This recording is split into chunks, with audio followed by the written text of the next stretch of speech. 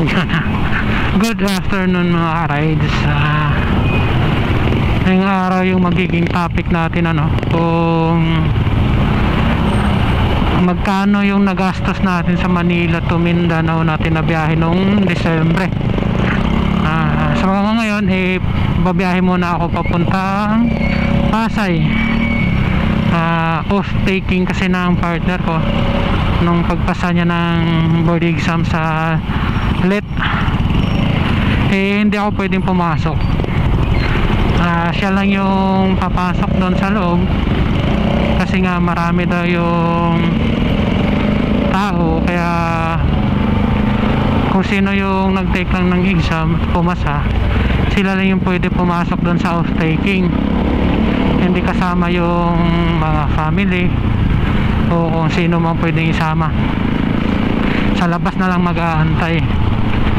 Kaya habang nag-aantay ako sa labas, doon ako gagawa ng vlog regarding doon sa nagastos natin sa biyaheng Manila to Mindanao. Tsaka yung problema ko dito sa mic na to, kung may yung maingay. Tingnan ko kasi inayos ko to ngayon feeling ko sa wire ata, hindi siya sa mismong mic. Parang pag nagagalaw yung wire ng mic, nag-iingay siya, parang ganun yata. Kaya tignan ko ngayon kasi parang hinigpitan ko yung wire para hindi siya gaanong naaalog, hindi siya maingay. Tingnan ko, hindi ko pa nasubukan. So mamaya babalik ako para i-vlog yung natin nagastos sa gas sa lahat-lahat. Kaya mga ka-rides, update ako ha. Makati, ganda dito sa Makati. Lalaki ng mga building. Alam nyo mga ka-rides,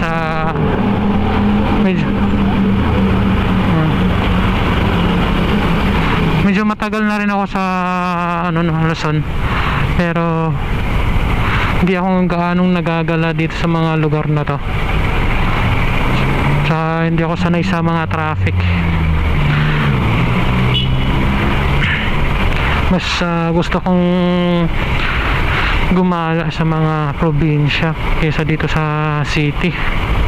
Pagod mag-drive sa ganito ka traffic. Napupunta lang ako sa mga ganitong lugar pag may kailangan puntahan, pero pag gumala, wala, ayokong gumala. So yan, update na ako mamaya mga ka-rides. Good afternoon mga ka-rides, anong hapon. Dito na nga tayo sa Pasay, sa off-taking ng mga teachers. Yan, doon na sa loob yung kasama ko, kaya dito ako ngayon sa labas. Yan, regarding sa pag-uusapan natin, yung sa gastos ko sa Manila to Mindanao, eto na, ginawan ko na siya ng listahan. Yung pag-uusapan na lang natin dito is yung gas tsaka bayad sa barko, kasi yung mga hotel at saka pagkain subjective na yun. Kanya-kanya na tayong gastos doon, kahit naman sa gas kasi depende sa consumption ng motor, pero at least may idea tayo ng pagbabasihan. Hindi kasi pare dito sa hotel at saka sa pagkain, may choice kayong pumili ng mas mahal o mas mura. So yun, simulan natin yung sa gas. Yung day 1 papuntang tayo, Pasig to Matnog, ito yung nagastos ko, 1,230. Tapos day 2 is 9,996. Ito yung sa Liloan to Surigao. Mas maliit siya kasi unti lang na medyo mas malapit yun. Yun yung pinaka-ikli nating biyahe. Tapos sa day 3 naman, papuntang Surigao City to Zamboanga del Sur is 1,022. Kaya ang total niya is 3,248. Ito, nag times 2 na lang ako mga ka-rides kasi hindi ko na napansin yung pabalik. Hindi ko na siya nabilang. Parang nag times 2 na ako, total pabalik rin niya naman Yun lang din naman mga dinaanan ko. Kung one way, gastos natin 3,248 para sa gas. Tapos sa barko naman, ito yung gastos natin sa Matnog to Allen. Ang ticket nito is 300 lang. Tapos magbabayad ka ng PPA 65, tapos terminal fee 15. So yun, 380 lang. Tapos sa Liluan to Surigao, 1,600. Ang PPA 65, pareho lang sila. Tapos terminal fee is 16. So ayun, ang total na noon is 1,681. Pag nag-total tayo niyan, 2,061 yung nababayaran natin sa barko. Kung i-add up natin yung gastos natin sa barko plus gas, 2,061 plus 3,248, ang total natin na gastos is 5,309 lang. Sa gas tsaka barko lang to. Yung hotel naman, tawag dito, 1,500 kasi yung mga nakukuha kong hotel eh.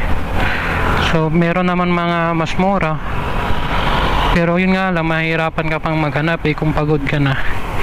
Hindi papatulan mo na kung ano yung makikita. Yung sa akin, inabot ako ng 4,500 gawa ng sa Matnog na stranded tayo doon ng almost 24 hours, kaya natulog muna ako doon. 1,500 din yung hotel. Tapos nung nakasakay tayo ng mga alas 10, so alas 11 ba yun sa gabi, dire-diretso na nating binakbak yung Allen to Surigao. Pagdating naman ng Surigao, kaya to naging 3,000 kasi nagstay pa ako ng isang araw doon. Pagkatulog ko dumating ako ng gabi, tulog. Tapos kinabukasan naman is hindi pa ako umalis kagad. Nagstay pa ako doon para makipagkita sa mga kaibigan ko. Kumastos ako ng mga 4,500. Ito siya. Kapag in-add up ko siya dito sa gas tsaka barko, 9,809. Yung sa pagkain naman, di ko na nilista, pero almost 3,000 yung nagastos ko sa pagkain. Medyo malakas ako kumain eh. Yun, kasi yung budget ko mga ka-rides is 12,500. Naubos ko lahat yun. Medyo na-short pa nga akong konti. Yun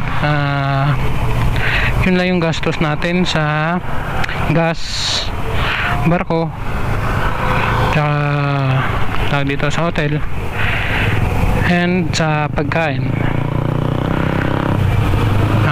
Gastos natin sa motor naman, ayan.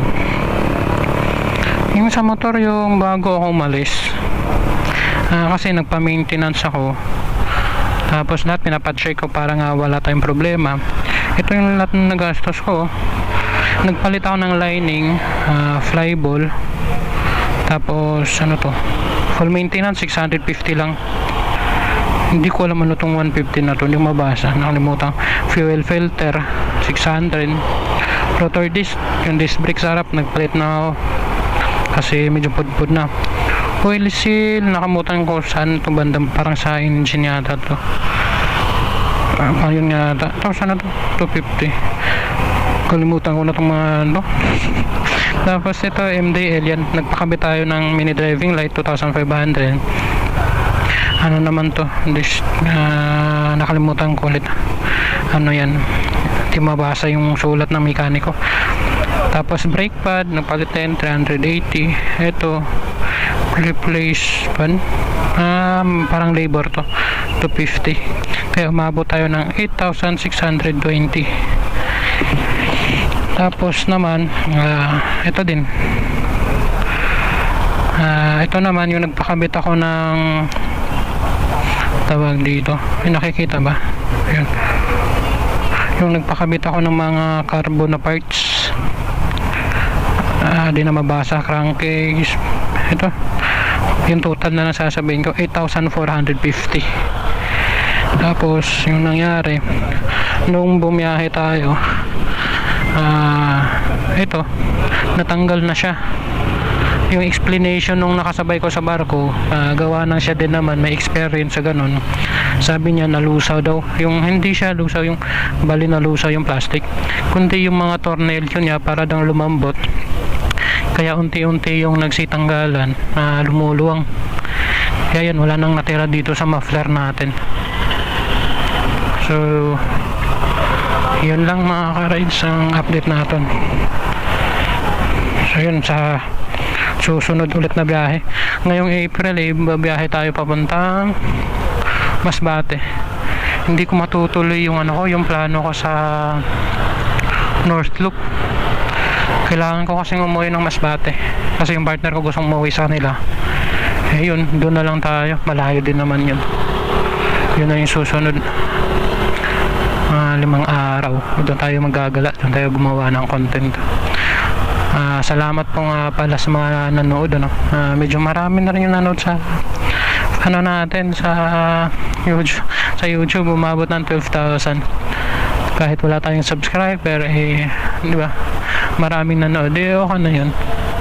Tsaka may mga nag-subscribe na rin, 271 habang nung hindi pa ako nagsa-start nasa 5,000 lang yung ko tawag dito, 5,000, 5 subscriber lang ako tapos ngayon naging 271, diba? Kaya salamat sa mga nag-subscribe at saka magsa-subscribe pa, sa akin naman ay gagawa lang akong content, hindi naman tayo nagmamadali. Pero yung watch hours malapit na natin makuha. Magiging monetize tayo yan pag nakuha natin yung subscriber, kaso medyo matagal pa yan. Wala pang mga unti pa lang, pero okay lang, katuwaan lang, diba? So yung mga ka-rides, maraming salamat sa mga nanonood sa ating munting channel. Kahit naman hindi pa tayo kilala, may mga nanonood na rin kahit pa konti-konti. Salamat. Yun lang. Kita ulit sa susunod na biyahe. Salamat.